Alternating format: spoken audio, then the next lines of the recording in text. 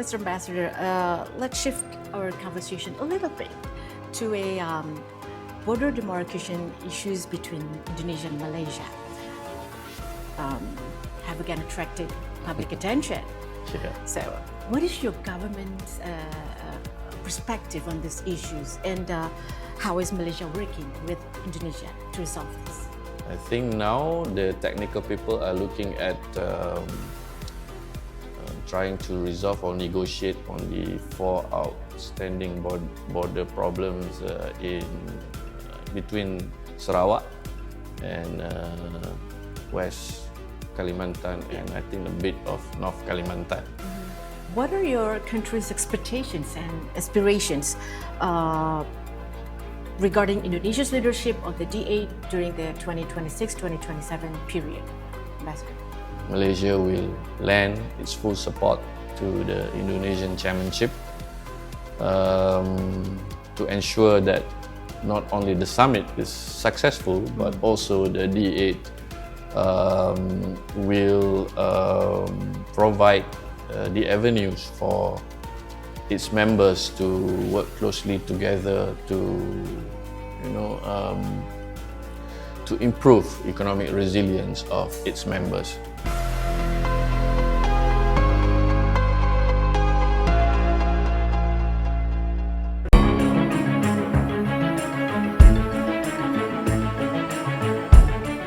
Hubungan Indonesia dengan Malaysia lebih dari sekadar tetangga. Hubungan diplomatik kedua negara punya sejarah panjang. Berbagai kerjasama strategis pun terus diperkuat. Bagaimana perkembangan atau kemajuan kerjasama Indonesia dengan Malaysia?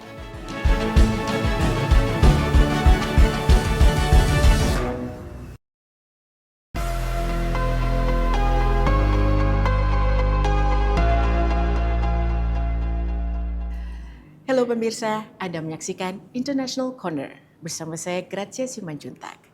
Pada episode kali ini, saya akan membahas hubungan bilateral Indonesia dengan Malaysia bersama Duta Besar Malaysia untuk Indonesia, His Excellency Dato Syed Mohamad Hasrin Tengku Hussin. Hello, Mr. Ambassador. Welcome to Antara Heritage Center. Hello. How are you, sir? Very good. How are you? Very good. Okay, let us jump right into the first segment. Okay, Indonesia and Malaysia have enjoyed decades of friendly and beneficial diplomatic relations. How do you assess our current relations, and what is your outlook on the future trajectory of our friendship? Well, as you mentioned, we have a very long history, and relations between Malaysia and Indonesia has been categorized by our leaders as very special and unique, based on a lot of shared values that we have together, be it culture, our language, and also the family ties between our two peoples. If we look at the current state of bilateral relations between Malaysia and Indonesia, I believe at the moment we have a very good bilateral relations, very excellent at all levels, be it at political, economy, as well as the people-to-people contact.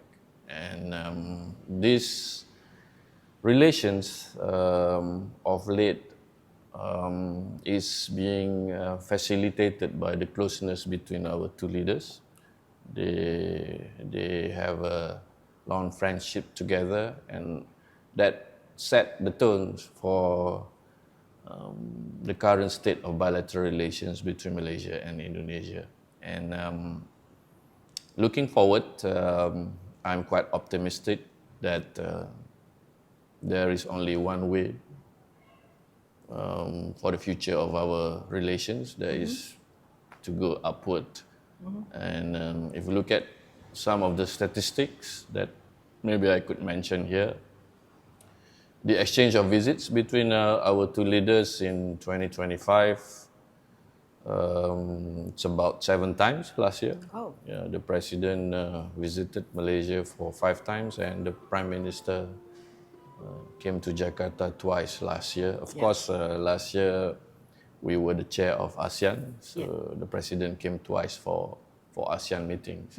And economically, last year, bilateral trade between our two countries increased by 5.3% to 26.6 billion US dollar, as compared to in 2024 at 25.5 billion dollars. So despite all the problems that we have around the world, we managed to record very positive bilateral trade between Malaysia and Indonesia. And people-to-people wise, Malaysians are the largest foreign visitors to Indonesia in the past 3 years, at least since I'm here. Last year, I believe it was more than 2 million Malaysians visited Indonesia, whereas about 4.2 Indonesians visited Malaysia. So based on all these figures, I'm quite confident that relations between the two countries will be further strengthened in the years to come. Very good. As Indonesian President Prabowo Subianto set Asta Cita as his government's vision, what areas of bilateral cooperation that you see have the most potential to be developed, especially those in line with Mr. Prabowo's programs? We see the priorities that are being set by President Prabowo as quite similar to ours. For instance, Indonesia is prioritizing about food security, energy security, and new areas in terms of economic development, such as digital economy, creative economy, as well as artificial intelligence. And those priorities are very similar to ours. We are also focusing on food security and energy security, as well as digital economy. So I think there is a lot of opportunities for two countries to work together in these areas. And the advantage that we have is our proximity. So I think that would facilitate or improve our potential to work together, especially in these new areas. So we have lots of similar priorities, Yes, our governments, very our much. two governments. Okay, Asta Cita's key priorities include strengthening self-reliance and energy, food, and water security. How can Malaysia position itself as a strategic partner for Indonesia in these sectors? Well, I think we have experience in terms of, we have our own unique experience between Malaysia and Indonesia, where we can, I think, use them to complement each other. If you look at food security, one area that we are working closely together now is in terms of what we call CPOPC, Council of Palm Oil Producing Councils. Malaysia and Indonesia are the two largest producing countries of palm oil, and we are working together to counter all those negative campaigns against palm oil, which definitely will affect many of our people. I think most of the people that are in this industry are smallholders. We have around, I believe, around 500,000 smallholders in the industry, and about 2 million people working in the industry. I'm sure Indonesia has more people. And if we just sit by quietly and working on our own to counter this campaign by our counterparts in the West, our voice will not be heard as strong as we would like. But by working together, we have managed to present our cases to the other side, and we are still in dialogue with them so that whatever their policies that they want to do will not affect the programs and the policies that we are doing, because palm oil, it also helps us in terms of our implementation of our sustainable development goals. For instance, in poverty eradication, in rural development, in improving the lifestyle and the condition of our people. So if we do not tell this to our counterparts, then they would know the negative repercussion of such policy on our people. Not only on our people, but also our commitment internationally to implement the sustainable development goals that have been set by our leaders. All right. Our coordinating minister for economic affairs, Dato, he has recently suggested joint development of the semiconductor industry between Indonesia and Malaysia. How do you view this proposal? And what other technology areas could our two countries work on together? We have a long experience in the semiconductor industry. I believe Pak Erlangga mentioned that he would like to work together with us in that area, and Indonesia has the advantage of the raw materials. I think this is the broad idea that Pak Erlangga has in trying to for Malaysia and Indonesia to work together. And in this era of globalization 2.0, stability of the supply chain as well as in terms of technology are instrumental in contributing to our semiconductor industry. So I believe that is the idea, and dialogue or conversations between the two sides will have to be established to see what are the real potential of our cooperation in semiconductor industry. Okay. Mr. Ambassador, let's shift our conversation a little bit to a border demarcation issues between Indonesia and Malaysia. Have again attracted public attention. Yeah. So, what is your government's perspective on these issues, and how is Malaysia working with Indonesia to resolve this? I think we have been working very closely with Indonesia to resolve our boundary problems, be it on land or at sea, because as neighbors, definitely we will share borders with each other. And on the island of Borneo, we have, I think, around 2,000 plus kilometers of land borders.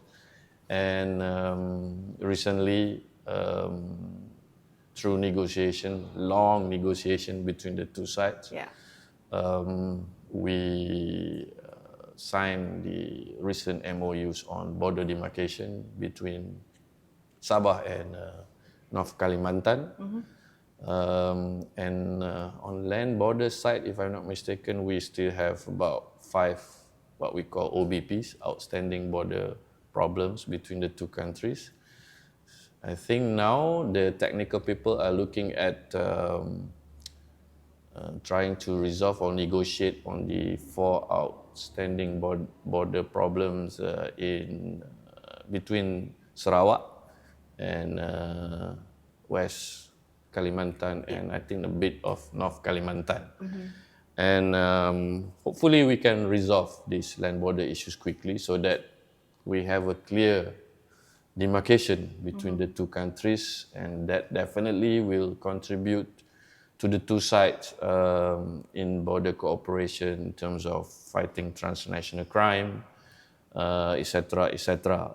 At the same time, also contributing to possible economic opportunities at the border area.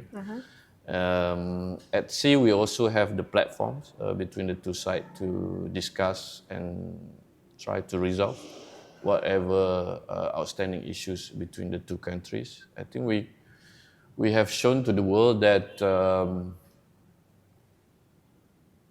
that given the complexity of border issues, through peaceful dialogue, through negotiation, we can still resolve it with the idea of looking at the future for the benefits of our two people.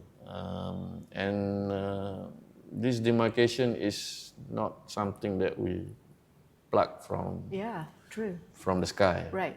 It is based on treaties and past conventions. So our two people have been working very closely together, and we have the specific platforms for our people to discuss about it. And I believe the two sides are very committed to resolving whatever outstanding bilateral areas that we have between the two sides. I think once we resolve the border issues between Malaysia and Indonesia, there is no the way forward is the trajectory will be, we don't have any hindrances anymore in terms of border issues between the two sides. So definitely the only way for us is just to go upward in terms of bilateral relations. But it may take time, as you know. This is a very sensitive issue for the two sides because it involves sovereignty and territorial integrity of the two countries. Indeed. Yeah. Okay. But both governments are committed. There is, I think, the political will is there, and the technical people are working very hard. Okay, our discussion is getting more interesting, Mr. Ambassador. We will return with further discussion regarding global security. Sure.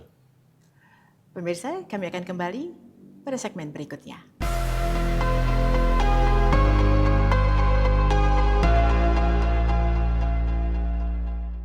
A program that brings the world to your screen through insightful dialogues, exploring various issues with international figures.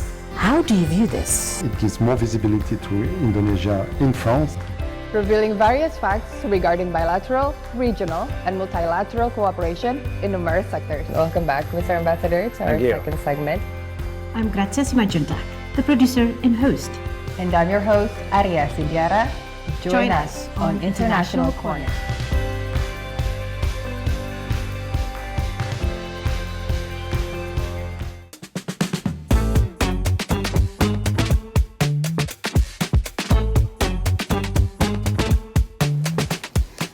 Obrolan seputar isu paling hangat jangan dengar dari sembarang sumber. Di sini, podcast yang mengundang narasumber pakar dan ahli terpercaya. Podcast Antara on the record, podcast Antara close up. Simak ya, hanya di antaranews.com/video dan YouTube AntaraTV Indonesia.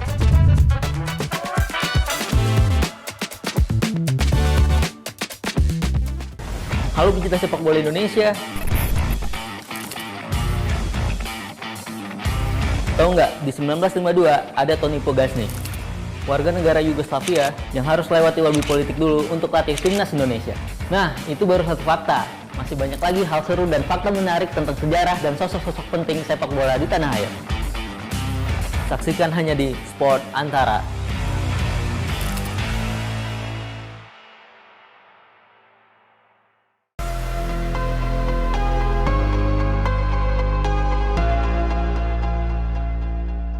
Ketegangan geopolitik yang berpotensi memperbesar risiko perlambatan ekonomi terus berlanjut.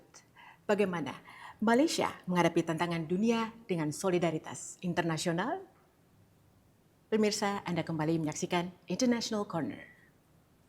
Mr. Ambassador, as Indonesia and Malaysia both are important members in ASEAN, how will your country optimize bilateral cooperation for regional advancement, especially within ASEAN? Well, ASEAN, of course, is our area, our home. Definitely, it is very important for Malaysia and Indonesia to work together to promote ASEAN cooperation.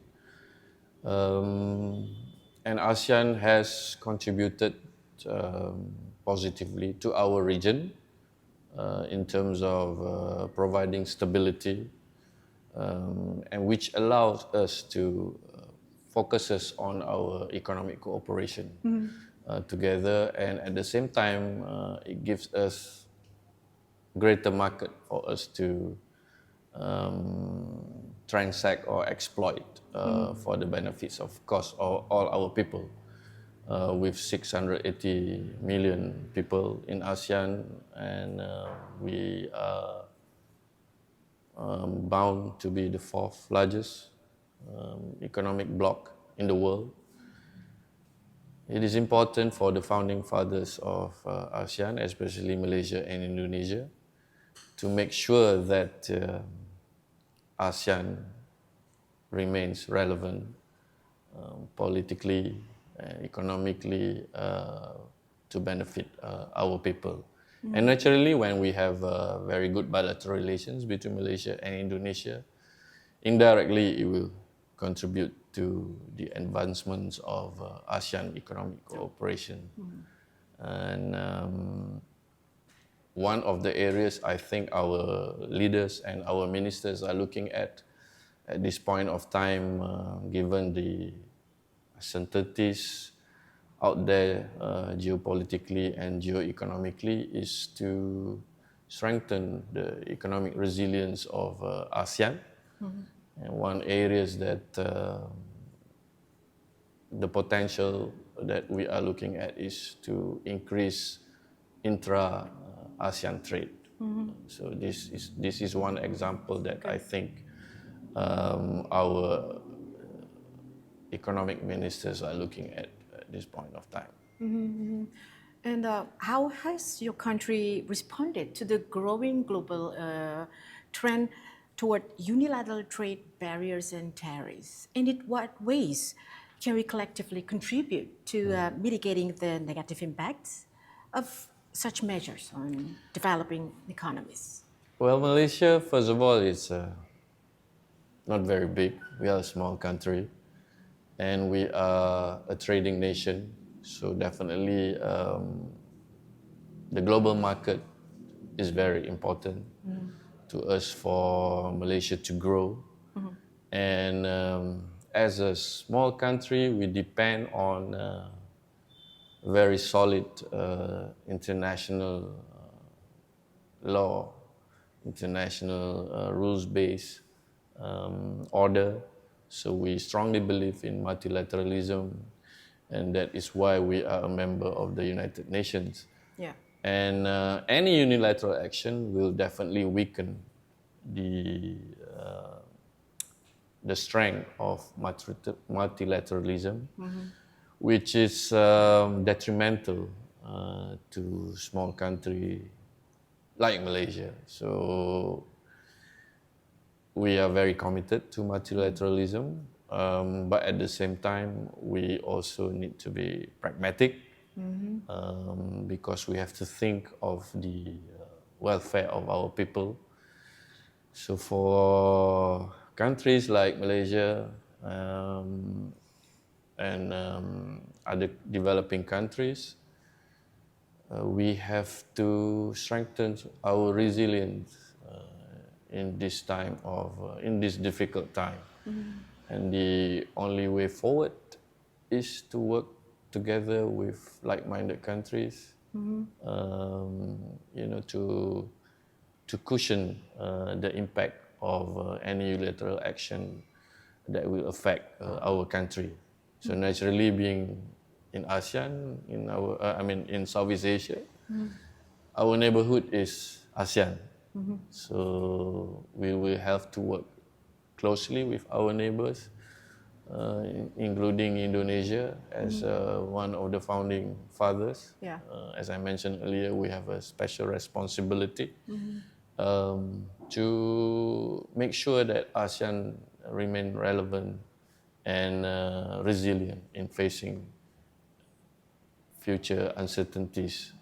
And one way to do it, as I mentioned earlier as well, is to improve intra-ASEAN trade. At the moment, I think the percentage is around or between 20 to 25%. So there are a lot of rooms for improvement for ASEAN countries to work together in terms of improving ASEAN trade and find alternative markets to cushion and inflation in the future. So definitely we have to be stronger together in ASEAN. On that topic, Mr. Ambassador, amid the global uncertainties, how can Indonesia and Malaysia do more to contribute or to coordinate joint actions in global issues of mutual concerns? And how important will the voice from our countries to be at the global level? Very important, because at the UN, in the General Assembly, one country has one vote, regardless of our size. Yeah. So if we are united, working together on certain issues that are affecting our countries, if we do not coordinate our position, then the possibility is that our voices will not be amplified and will be less heard at the international level. So by working together, we can amplify our strength at the multilateral forum. And at the UN, I can tell you that the permanent mission of Malaysia as well and the permanent mission of Indonesia, we work quite closely together. We always consult each other, we coordinate our positions simply because being from developing countries, from the south, we have a lot of similar positions together. So it's quite natural for us to consult each other on new issues and discuss what would be the alternatives or how to set our positions together so that we can counter the narratives of the other side. And for example, on Palestine, we work very closely together on the issue of Rohingya, as well as the situation in Myanmar now, and even on economic issues to ensure that the international multilateral trading system is fairer to all countries, especially developing countries. Okay. Lastly, for this segment, Ambassador Hussin, how is Malaysia's position to the Board of Peace established by Donald Trump, and how Malaysia responds to Indonesia's deciding to join it? Well, I think generally on the issue, on the question of Palestine, Malaysia and Indonesia have the same position to make sure that the human rights of the Palestinian people are protected. This is an issue of international law and an issue of human rights. It's not about religion, because in Palestine there are not only Muslims but also Christians, and they all face the brunt of actions by the occupying power, Israel, and it is our responsibility to make sure that as an occupying power, Israel has to implement their obligations as enshrined in international law and in international humanitarian law. And as I mentioned earlier, we work quite closely at the UN on this issue, but with regard to the Board of Peace or BOP, Malaysia is not a member. Right. Because we feel that the only mechanism, or viable or effective mechanism, is through the UN. And the Board of Peace is also a creation that came out from a New York Declaration. Although we are not against the New York Declaration, but we have some reservation because we feel that there are certain elements with regard to the question of Palestine are not included in the New York Declaration, such as the occupation, the right to return of the Palestinian people, I believe. So some of these issues are quite important for us. We feel that they should be included in any declaration with regard to the issue of Palestine. So that's why we have reservation on the New York Declaration, and perhaps that's why we were not invited to be a member of the Board of Peace. But certainly we will continue to support the plight of the Palestinian people through whatever channels that are available out there, be it bilaterally, regionally, or at the international level at the UN.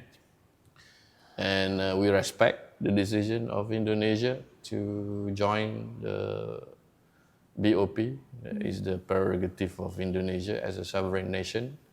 And we will continue to work together with Indonesia to ensure that one day the state of Palestine will exist and the human rights of the Palestinian people will be protected by the international system. Yeah, we all hope so. Okay, very insightful views, Mr. Ambassador. But we will see you back in the final segment. Baik.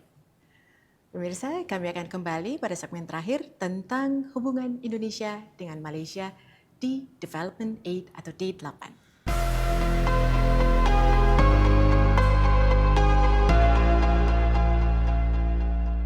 A program that brings the world to your screen through insightful dialogues, exploring various issues with international figures. How do you view this? It gives more visibility to Indonesia in France. Revealing various facts regarding bilateral, regional, and multilateral cooperation in numerous sectors. Welcome back, Mr. Ambassador, to our second segment. I'm Grazia Simanjuntak, the producer and host. And I'm your host, Arya Sindiara. Join us on International Corner.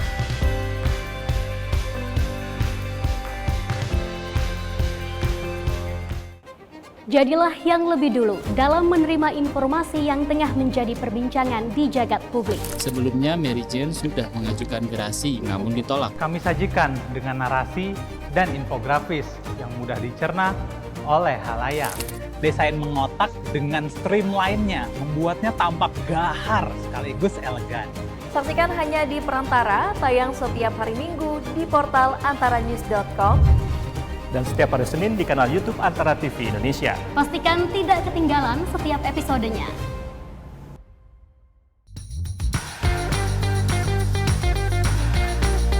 Menyajikan fakta yang belum pernah terungkap. Nusantara Beat adalah grup musik berbasis di Amsterdam dengan akar budaya Indonesia yang kuat. Mengulas segala hal yang berkaitan dengan musik secara mendalam dan informatif. Kedekatan Kurt Cobain dengan The Fazlins tak hanya sampai di situ. Nama depan Putih Kurt diambil dari nama personil The Fazlins, Francis McKay. Ngobrol santai dan menyaksikan penampilan apik musisi favorit. Saksikan hanya di Antara TV.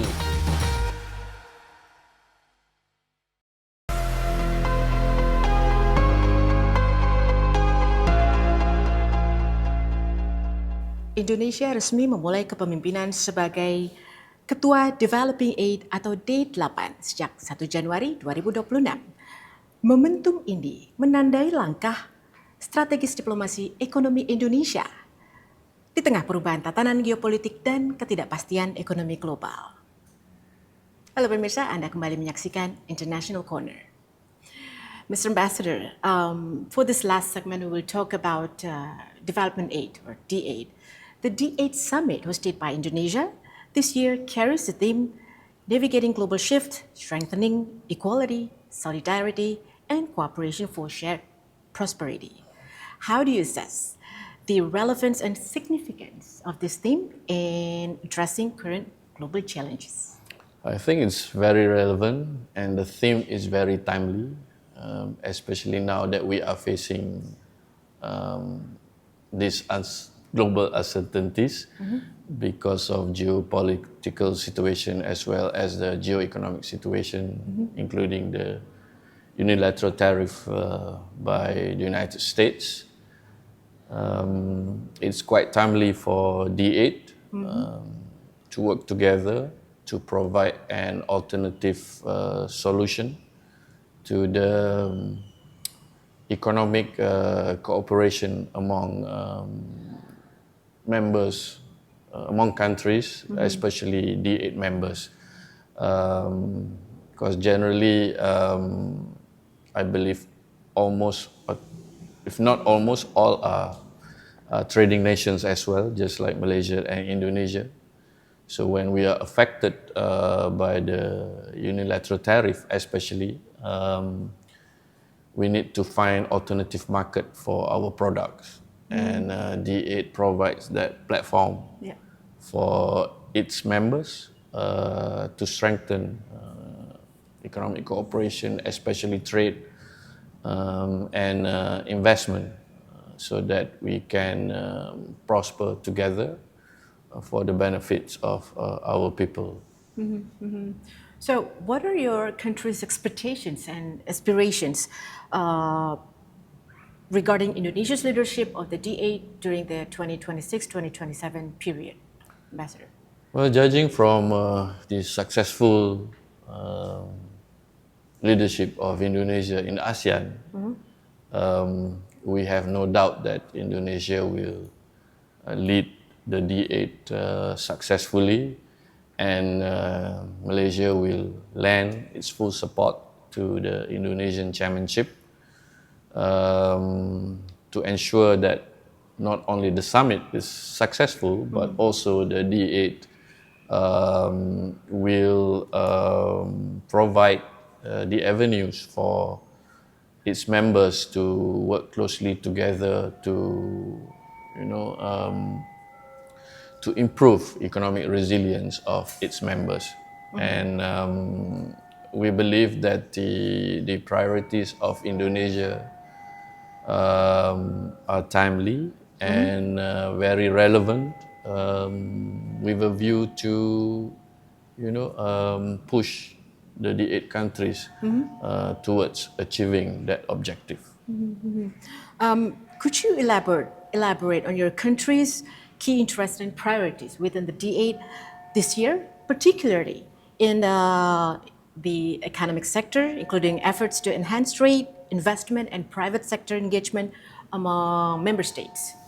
Yeah, the strength of Malaysia industry are mostly based on SMEs.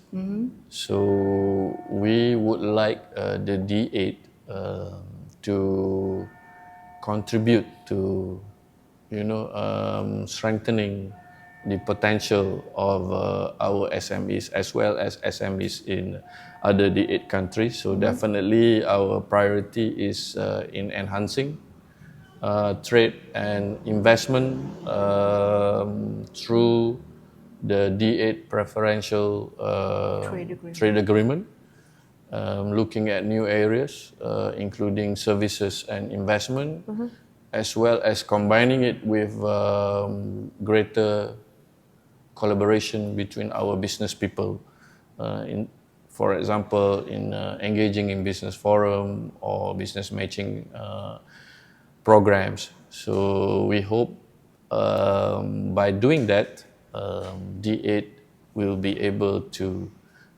benefit our economic sector, and through that benefiting our people, not only in Malaysia but also in D8 member countries. So how do you view the future prospects for trade and investment cooperation among the D8 members, and including the role of, you mentioned that earlier, PTA in the context of a global economic slowdown? Well, when D8 was established, the total trade between the D8 members was about 30 to 35 billion US dollar, but in 2010 it increased to around 60 billion dollars. Oh, okay. So we have seen the positive side of D8 cooperation. At that time, Azerbaijan just joined us recently, so before that it was only 8 countries. Right. So now there are 9. Definitely there are rooms for strengthening economic cooperation between the 8 members. And by reviewing the D8 PTA as well as improving the trade facilitation processes between the 8 countries, I think that will contribute positively to greater economic cooperation between the 8 members. Lastly, Mr. Ambassador, in the face of rising geopolitical tensions and economic uncertainty, how does your country perceive the role of the D8 as a collective platform and a unified political voice for our developing countries? Well, D8 is an economic entity, Yeah. But of course we cannot run away from the political angle.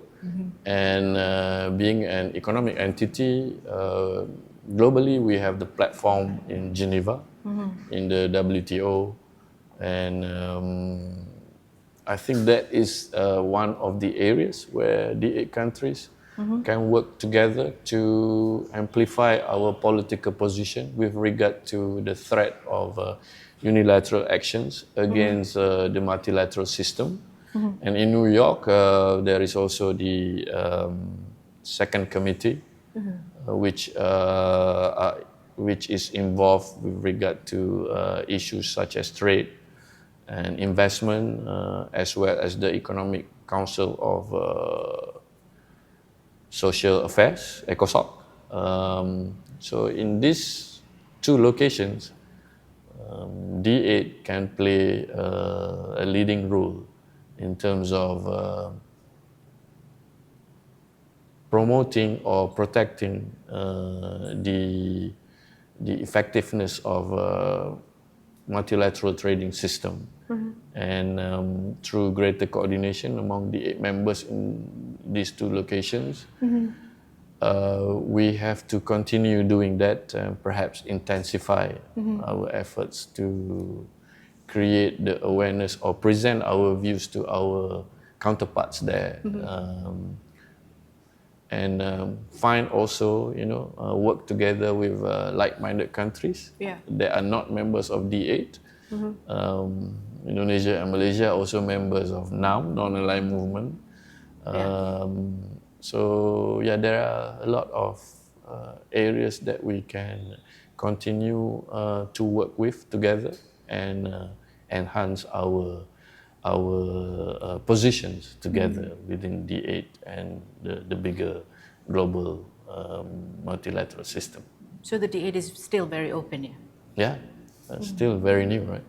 Okay. All right, Ambassador Hussin. Thank you for this enlightening talks today. I really appreciate you taking the time to talk with us today. Thank you. Pemirsa, demikian perbincangan saya dengan Duta Besar Malaysia untuk Indonesia, Dato Syed Mohamad Hassin Tengku Hussin. Terima kasih telah menyaksikan International Corner. Sampai jumpa di episode berikutnya. Thank you so much, Mr. Ambassador. Thank you.